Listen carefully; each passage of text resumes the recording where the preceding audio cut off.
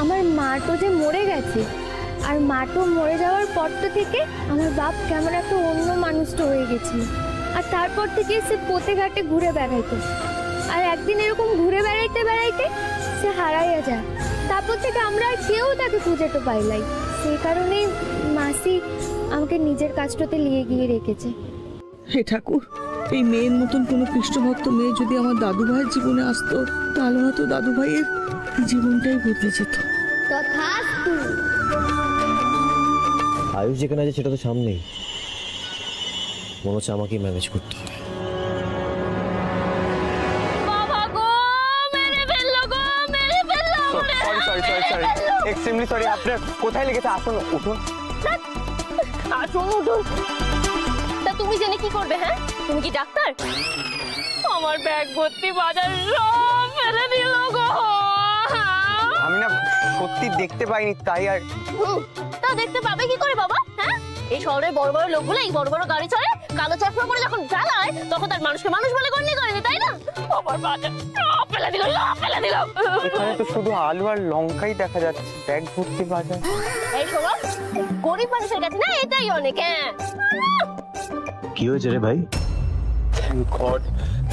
কি হয়েছে রে? না ভাই, না ভাই, বিশ্বাস কর আমি কিচ্ছু করিনি। এই মেয়েটাই হঠাৎ করে গাড়ির সামনে চলে আসলো। ও আচ্ছা, তোমার দাদা? তাহলে তো বাবা যেমন দাদা তেমনই ভাই হবে।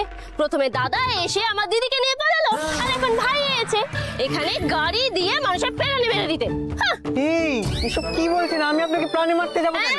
ওই একই হলো। হ্যাঁ, হাতে না মেরে ভাতে মারা। আচ্ছা, এই যে আমার এতগুলো বাজার যে ফেলে দিলেন, এর ক্ষতিপূরণ কে দেবে? হ্যাঁ, এই দেখ ও কি বলছে। তুই কাকে নিয়ে পালিয়েছিস? ওসব কথা বাদ দে। আচ্ছা, তোমার লস কত হয়েছে?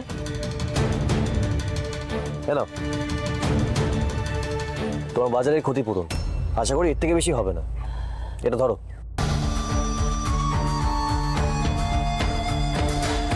এক ঝটকায় 1000 টাকা? ভালোই তো মালদার পার্টি মনে হচ্ছে। দেখেন, আজ আমি ছেড়ে দিচ্ছি, কিন্তু এর পরদিন থেকে যদি আমি দেখি না যে আমাদের পাকা ধানে মই দিতে, আমি কিন্তু ছাড়বো না, আমি বলিলাম। হ্যাঁ,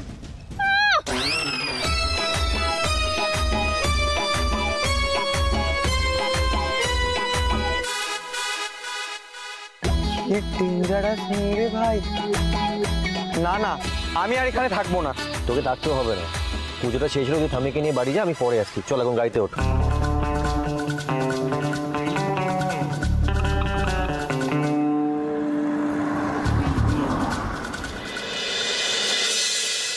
তুই যখন ছিলিস না বিনু, ওই লোকগুলো এসেছিল ঠাকুরকে মারতে। ওরা কারা আমি জানি না, তবে অনেক কষ্ট আমি ঠাকুরকে লুকিয়েছি। এখন তোকে যেটা করতে হবে, ঠাকুরকে এমন একটা জায়গায় নিয়ে যেতে হবে যাতে কেউ খোঁজটা না পায়, বুঝলি মা?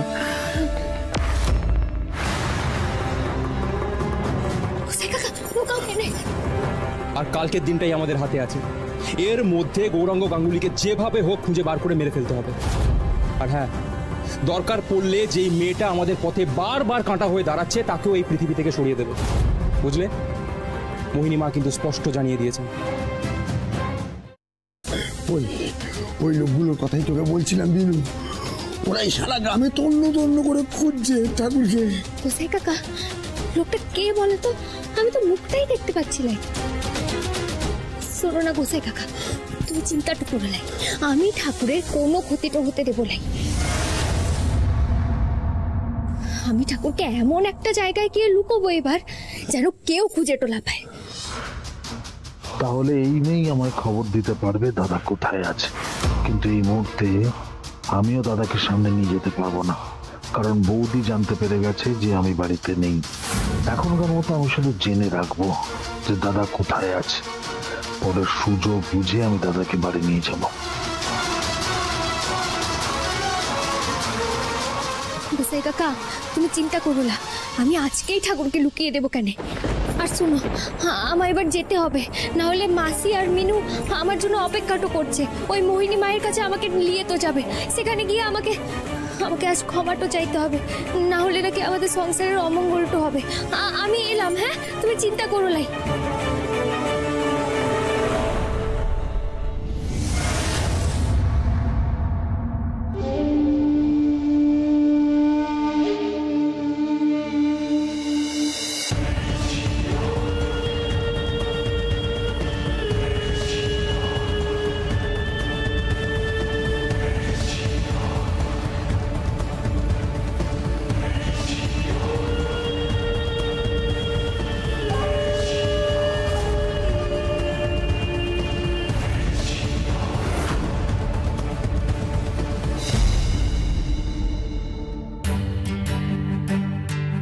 আমি কেউ আয়ুষের সঙ্গে বাড়ি পাঠিয়ে দিলাম, আর এদিকে বাবারও কোনো খোঁজ পাচ্ছি না। আর কতদিন যে আমাকে এভাবে লুকিয়ে পড়ে থাকতে হবে এখানে ঠিক বুঝতে পারছি না।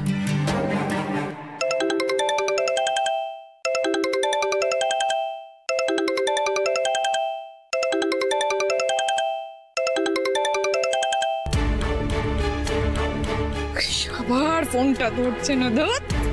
তোদের কি কেস বলতো? কৃষের জন্য কতদিন তুই এইভাবে মুড অফ করে থাকবি? কৃষ নিশ্চয়ই অনেক কিছু লুকিয়ে যাচ্ছে। ডাউট এবার আমারও হচ্ছে। কৃষ কোথায় আছে আমি সেটা অবধি জানি না। আমি ফোন করলেও ফোন ধরছে না, ইনফ্যাক্ট ফোনটা ধরলে বেশি কথাটা বলে রেখে দিচ্ছে। না না না, আমাকে জানতেই হবে কোথায় আছে, আমাকে জানতেই হবে।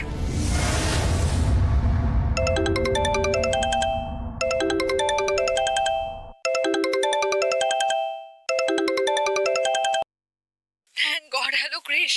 Krish, I miss you so much. Miss করার কি আছে রূপস? এটা কি বলছিস তুই? কৃষ তুই বাড়িতে নেই, কোথায় আছিস সেটা আমি জানি না। আচ্ছা আমি কি এটুকু জানতে পারি না? আমি তোর গার্লফ্রেন্ড কৃষ, প্লিজ আমাকে বল তুই কোথায় আছিস। আমি মাধবপুরে আছি, একটা দরকারি কাজে।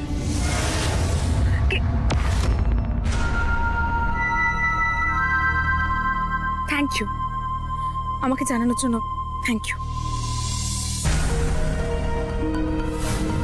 কৃষ মাধবপুরে কি করছে? ওই মেয়েটার জন্য গেছে? Rukmini, you are smart and intelligent, তো তোকে নিশ্চয়ই বলে দিতে হবে না কৃষের মতন ছেলেদেরকে কিভাবে বসে রাখা যায়। এখনো সময় আছে রুক্মিণী, কৃষকে একদম হাতছাড়া হতে দিস না। হ্যালো গ্রিন প্যালেস, আমি একটা সুইট বুক করতে চাই আজ রাতের জন্য।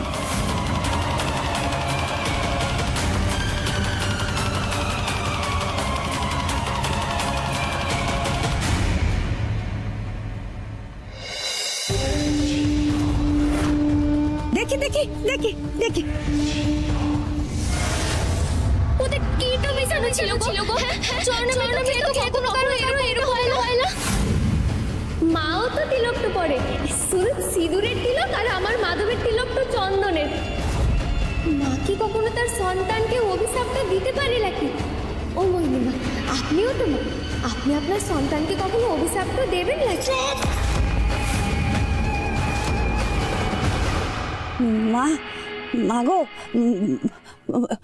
ওকে ক্ষমাটা করে দাও গো মা।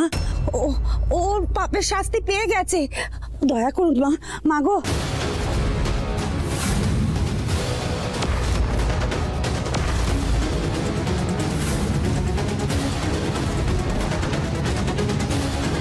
এই হতভাগিন, মায়ের কাছে ক্ষমাটা চা, নয়তো তোর নরকেও ঠাই হবে না।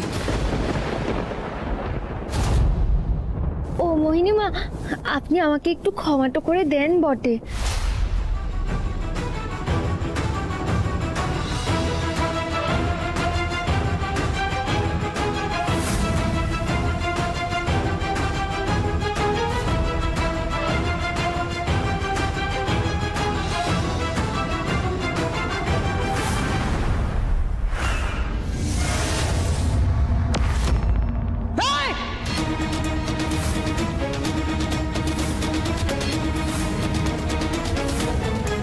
এত বড় সাহস, আমার মায়ের ভোগ এসে করিস।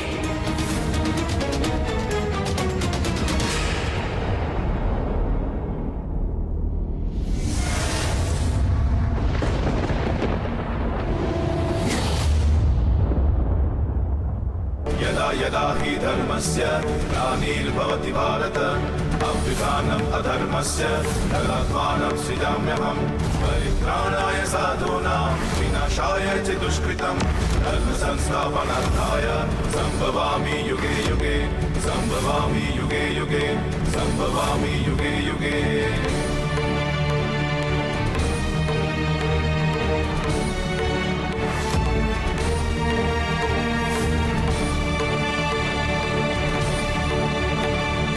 হাতটা দিয়ে আপনি মায়ের চরণে ফুলটো দেন, সেই হাত দিয়ে আপনি মানুষটা মারবেন লাইগো, তাতে আপনার মুন্ডমালিনী মাই রাগটো করবেন।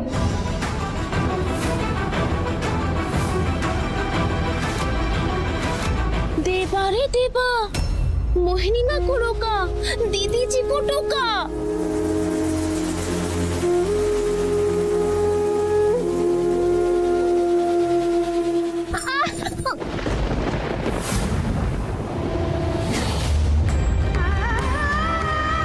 लड़की তোর এত বড় সাহস, তুই দিদিজির হাত ধরিস?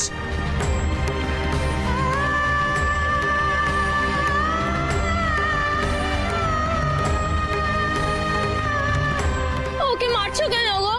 ও আমি তো একটু প্রসাদি খেয়েছি, ও তো আমার জন্যই বলেছে। আমরা তো কালাচাঁদের মন্দিরে কত প্রসাদ খাই, আর আমি তো মন্দির থেকে কখনো আমার খিদের ছোটে প্রসাদ তুলেনি। আমাকে তো কেউ তখনও মারে না। ওকে মারছো কেন গো তোমরা? ওখানে মারছো কেন? দিদি দিদি এখানে কিন্তু বেশিরভাগই সবাই কালাচাঁদের ভক্ত, তুমি কিন্তু ফস করে কিছু বলতে চাও না।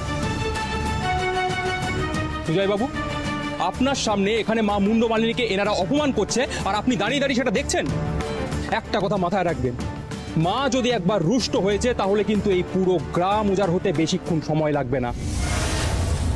আমি দেখছি মা, দেখছি। তোমরা দাঁড়িয়ে আছো কেন? এই পাগলিটাকে ঘাট ধরে বার করে দাও।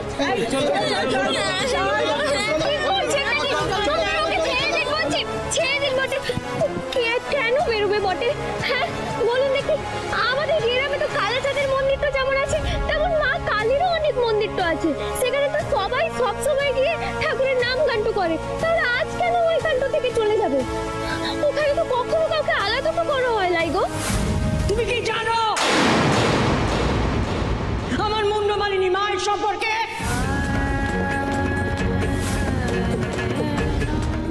মোহিনী মা, আমি শুধু এইটুকুই জানি যে মাধব আর মা কালীর মধ্যে কোনো পার্থক্য তো নাই গো। তারা তো দুজনেই তাদের সন্তানদেরকে বাঁচাইতে চায়। এই পৃথিবী থেকে পাপের বিনাশ করতেই তো তারা দুজনেই হাতে অস্ত্র তো নিয়েছিল। মাধব নিয়েছিলেন সুদর্শন চক্র আর মা কালী নিয়েছিলেন হাতে খড়গ। ওরা তো এই মানুষ জাতিকে বাঁচানোর জন্য এই পৃথিবীতে এসেছেন। কৃষ্ণ আর কালীতে কোনোদিনও ভেদ ছিল নাই গো, আর কখনো হবেও নাই। চুপ কর হতভাগী, বলি কি করছিস কি তুই? মোহিনীমার মুখে মুখে তর্ক করছিস? না না মাসি, আমি তর্কটা করছিলাই। আমি শুধু এটাই বলতে চাইছি, যা মাধব তাই তো মা। না, আমার মা মুন্ডমালিনী আর তোমাদের মাধব এক নয়।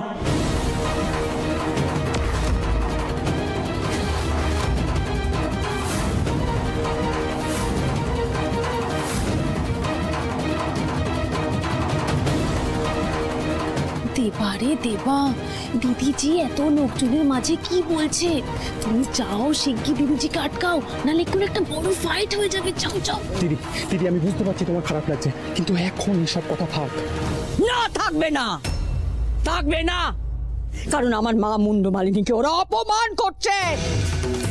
আমার মুন্ডমালিনী মা একমাত্র সত্যি।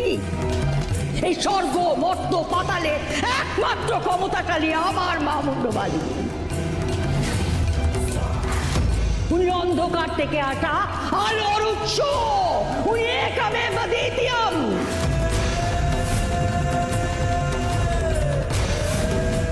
আমি ওনার সাধিকা, তাই এখানে আমি যা বলবো তাই হবে।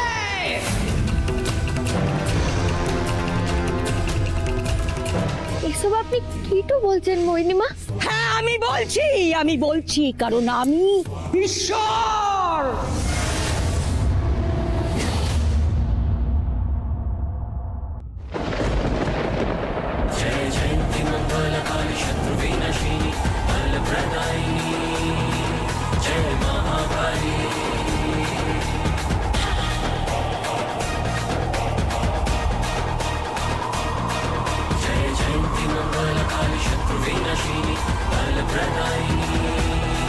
जय महाकाली।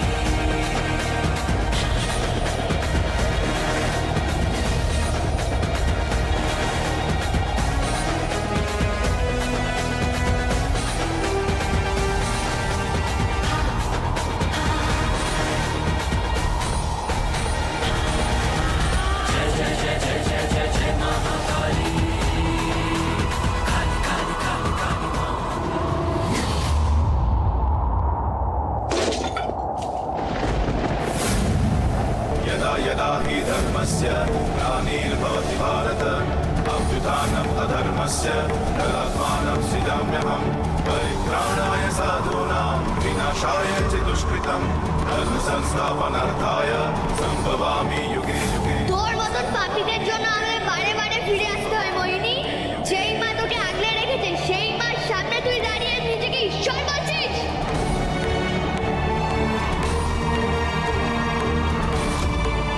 মা যে ঈশ্বর সহ্য করতে পারেন না, মার আশীর্বাদ তুই কোনোদিন পাবি না।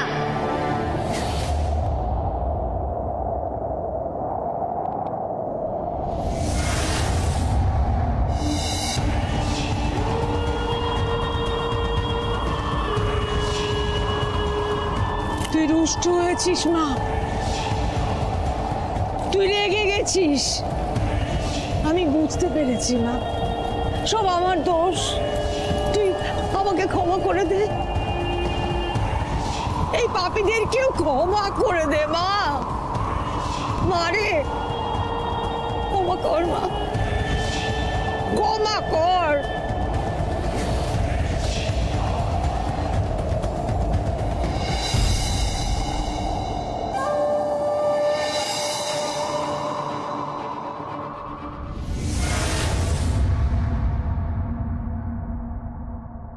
এই মেয়েই আসল পাপী,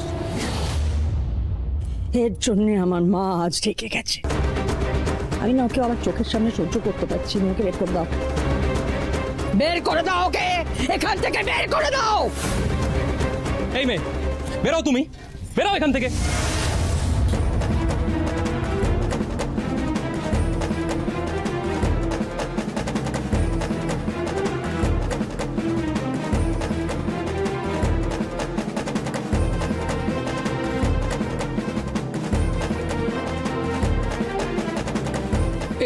কি করছো কি তোমরা?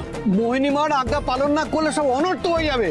আজকে যদি কেউ ভুল করে থাকে সেটা বিনু নয়, সেটা করেছেন আপনি। আপনি করেছেন।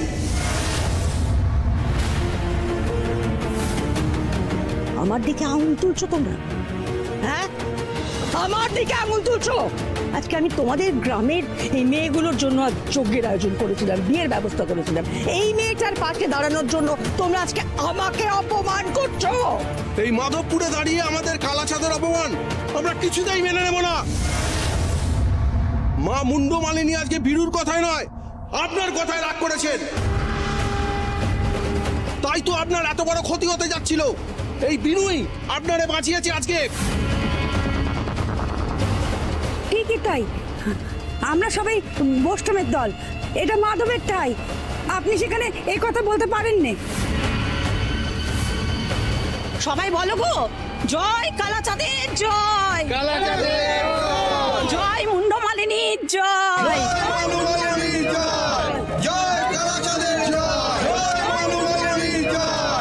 দুই ঈশ্বরের কোথাও ফারাক নাই গো, কোথাও ফারাক নাই।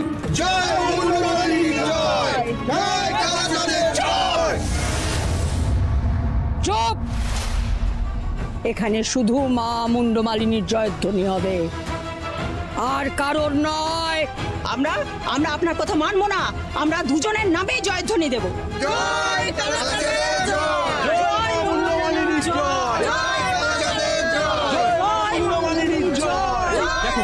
দেখো দিদি, দেখো, যাদের জন্য তুমি এত কিছু করছো তারাই তোমাকে অপমান করছে, তারাই তোমাকে অবজ্ঞা করছে।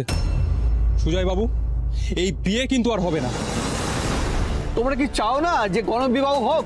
আজ মোহিনীমা এখান থেকে চলে গেলে সব বিয়ে বন্ধ হয়ে যাবে। দরকার নেই এমন জায়গায় মেয়ের বিয়ে দেওয়ার যেখানে আমাদের কালাচাঁদকে অপমান করা হয়। আমাদের কাছে ভগবান সমান, কিন্তু যিনি নিজেকে ভগবান বলতে পারেন, আমরা তার দয়ায় আমাদের মেয়েদের বিয়ে কখনো দেব না।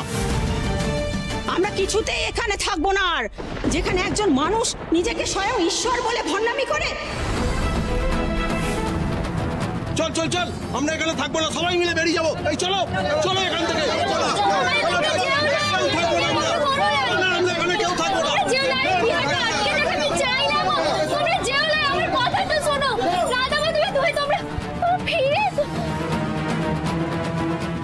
মোহিনীমা, আমি সবার হয়ে আপনার কাছে হাতটা জোড়ো করে ক্ষমাটা চাইছি।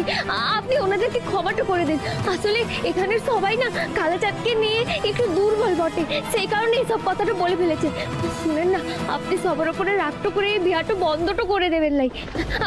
আপনি একটু দাঁড়ান, আমি বাইরে গিয়ে সবাইকে বুঝিয়ে নিয়ে আসছি। আপনি দাঁড়ান কেন? চল চল চল চল, গ্রামবাসীদের আটকাতে হবে তো, তাড়াতাড়ি এসো।